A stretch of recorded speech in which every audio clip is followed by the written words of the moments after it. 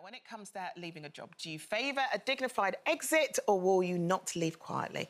The 18-year-old has gone viral after a very public outburst after being fired. Let's take a look. This is a customer announcement. I just got sacked and B&Q are everyone. Have a nice day.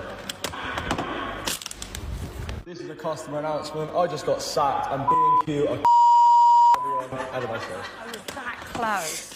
So there was a lot of that we couldn't show on daytime telly, but essentially there was a lot of swearing and he was quitting from B&Q. So the question then, Carol, are you a classy quitter or are you a trashy quitter? Well, I've not had much chance to quit jobs because I've almost been fired from every single job I've had. She's not joking, either. No, I'm not. I mean, all my contract hasn't been renewed and things. I was dropped from this show back in 2003, whenever it was, 2002. You know, I don't see the point in kicking off, frankly. But what does upset me and what annoys me is that one time when I was sacked, I got called in to be sacked, right? Come all the way into the office at your own expense, just so that we can sack you. And did you feel that that's what was coming as well? Oh, I absolutely knew. And like a little sheep, I just walked in there and I knew what he was going to say. But the thing is, I had this plan. When I was on the tube, I had this little plan. I thought, I know, when he says it, I'm just going to punch him. I didn't. I just went, oh, OK, what a surprise. And I walked out, and the problem was walking out because the office where it happened was at the end of this great big long corridor and all these other people were sat there. They all knew as well, and not one of them looked at me. And that was like a walk of shame, and it was horrible. Yeah. And so I should have kicked off, but I'm glad I didn't because I went back to work there about 2-3 years later or something. Yeah. So there, it never pays to kick off. No, it doesn't. It doesn't. But it does play to play. It does work to play smart, which you've done in the job before. Yeah. Yeah, I was working a job, and my son was sick at the time, and you know, I was struggling as a single parent, balancing it all. I was doing things like not having a lunch break and using that to move my child from like a paid nursery to the free nursery because I was just struggling. And all of that was happening and the manager knew. And then I requested to have my hours cut down, which you can, you know, because of the responsibilities I had and because of my son.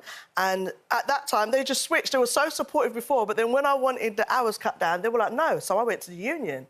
And I got the union involved. Good for you. Yeah, and I won the case for me to actually have my hours cut down. And then when she finally came over and was like, oh, yeah, Judy, so you're going to have your hours cut down. I said to her, yes, I am going to, but actually, I'm leaving. Thank you. You know what it is? I always believe in, you know, leaving place with a dignity and doing it with compassion because you don't know how life will change. You don't know whether you need the job again or you don't know if you leave the job and end up on a national TV show in the daytime. My dad always says, always leave the door open ajar. Because you never know when you might... But I have to say, I'm a bit of a flouncer. I have flounced off... I love that word. Yeah. Flouncer. It's overdramatic. But, I mean, I remember once doing a play and there was this actress and she was so rude. She was so bullying to people. She was so horrible and everyone was putting up with her and nobody was saying anything and it was just one of those because she was a bit more famous than everyone else kind of thing. So you're not supposed to say anything to the more famous ones.